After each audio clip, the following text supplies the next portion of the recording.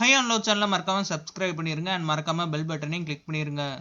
Hello all welcome to my channel. So இன்னைக்கு எல்லா பேரும் எதிர்பார்த்துக்கு இருந்த ப்ரோமோ வந்தாச்சு. ஸோ போன வீக்கோட கலர் டாஸ்க் இந்த வீக்கும் ரெசியூம் ஆகுது. ஸோ இதுல ஸ்டார்டிங்ல யாருக்கும் ஸ்டார்ட் ஆகுதுன்னா எல்லா பேரும் எதிர்பார்த்த மாதிரி ஆரி வெர்சஸ் பாலா தான்.